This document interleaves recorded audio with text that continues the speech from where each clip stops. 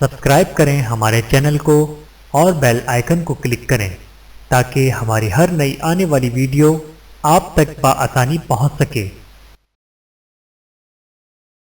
بسم اللہ الرحمن الرحیم۔ السلام علیکم ورحمۃ اللہ وبرکاتہ۔ حضرت محمد مصطفیٰ صلی اللہ علیہ وآلہ وسلم نے فرمایا، یہ بات جان لو کہ یہ عورتیں اپنے شوہروں کے ہاتھوں خدا کی امانت ہیں، اس لیے مرد حق نہیں رکھتا کہ انہیں کوئی ضرر یا نقصان پہنچائے اور ان کے حقوق کو پامال کرے۔ بیوی کے مجرم۔ شادی شدہ مرد اگر تاک جھانک کرے تو یہ کردار کی گھٹیا پن اور ضلالت کی علامت ہے۔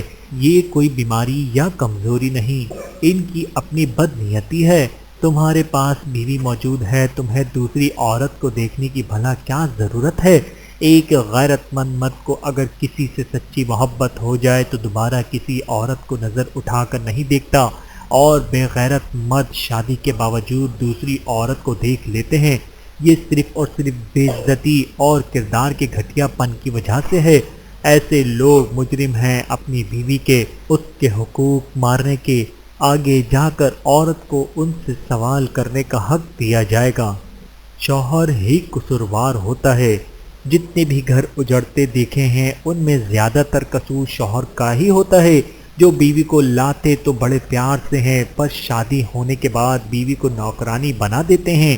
تجھے تیری ماں کی خدمت کرنی ہے، میری بہنوں کی بات ماننی ہے، میرے بھائی کی خدمت کرنی ہے، ایسا نہیں کرنا، ویسا نہیں کرنا، وغیرہ وغیرہ۔ بیچاری کو قیدی بنا کے رکھ دیتے ہیں، اور اگر غلطی سے کسی دن کسی کام میں کمی رہ گئی یا کوئی فرمائش کر دی تو گالی گلوچ ہوتی ہے، اور اس کے خاندان والوں کی جو حالت زار ہوتی ہے وہ الگ۔ کوئی بھی گھر نہ ٹوٹے اگر شوہر بیوی کا احساس کرے، اسے عزت دے تو بیوی اس کو اپنے سر کا تاج بنائے گی اور اس کے خاندان والوں کو اپنے سر آنکھوں پر بٹھائے گی۔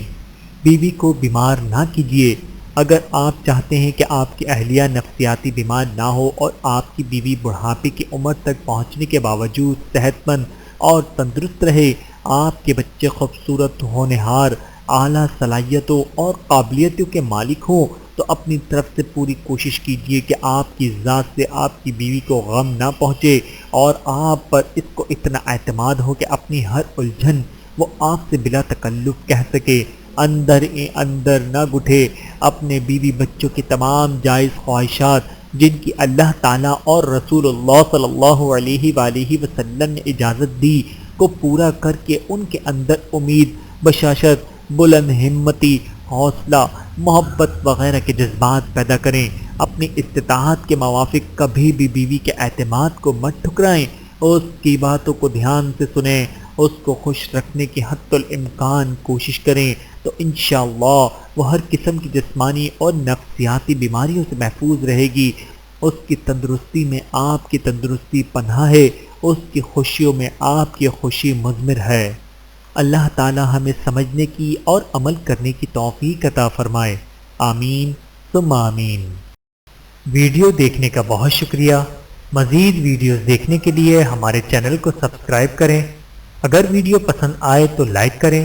اچھی بات کو دوسروں تک پہنچانا صدقہ جاریہ ہے۔ جزاکم اللہ خیرا کثیرا۔ اپنا اور اپنے پیاروں کا بہت زیادہ خیال رکھیے گا اور مجھے دعاؤں میں یاد رکھیے گا۔ Take care.